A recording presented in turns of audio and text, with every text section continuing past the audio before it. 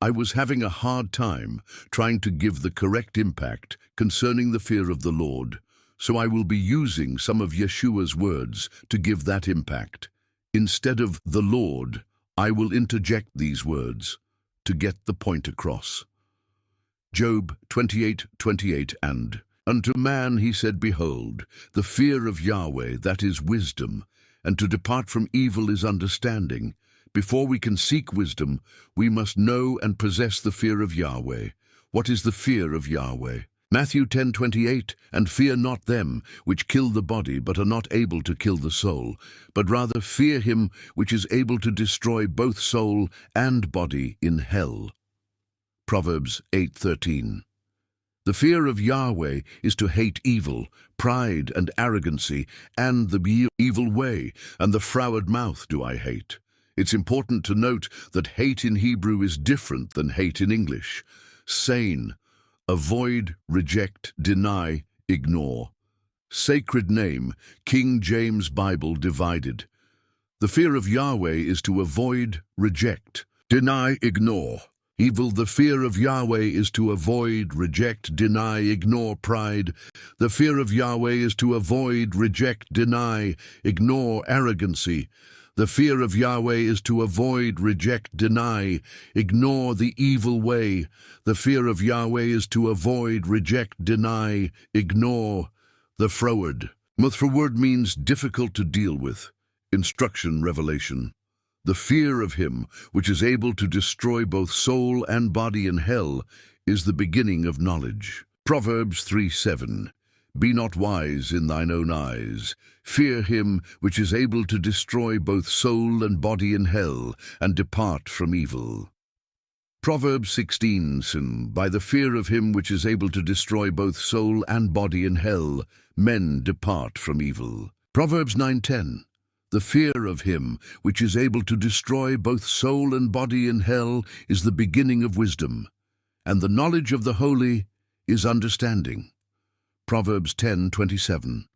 The fear of him which is able to destroy both soul and body in hell prolongeth days, but the years of the wicked shall be shortened. Proverbs 14:26. In the fear of him which is able to destroy both soul and body in hell is strong confidence, and his children shall have a place of refuge. Proverbs 14:27. The fear of him which is able to destroy both soul and body in hell is a fountain of life, to depart from the snares of death. Proverbs 15:33. The fear of him which is able to destroy both soul and body in hell is the instruction of wisdom. Before honor is humility, so before he honors you, he is going to humble you. Let that sink in. You will be humbled. Proverbs 22:4. By humility and the fear of him which is able to destroy both soul and body in hell are riches and honor and life. Proverbs 19:23. The fear of him which is able to destroy both soul and body in hell tendeth to life, and he that hath it shall abide satisfied. He shall not be visited with evil. Women. Proverbs 31:30. Favor is deceitful, and beauty is vain, but a woman that feareth him which is able to destroy both soul and body in hell, she shall be praised. Proverbs 15. Better is little with the fear of him which is able to destroy both soul and body in hell, than great treasure and trouble therewith. On envy, Proverbs 23:17. Let not thine heart envy sinners, but be thou in the fear of him which is able to destroy both soul and body in hell all the day long.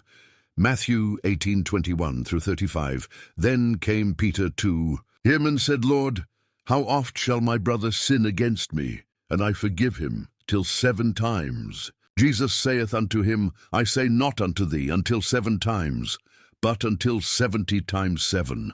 Therefore is the kingdom of heaven likened unto a certain king, which would take account of his servants. And when he had begun to reckon, one was brought unto him, which owed him 10,000 talents. But forasmuch as he had not to pay, his lord commanded him to be sold, and his wife and children, and all that he had, and payment to be made. The servant therefore fell down and worshipped him, saying, Lord, have patience with me, and I will pay thee all.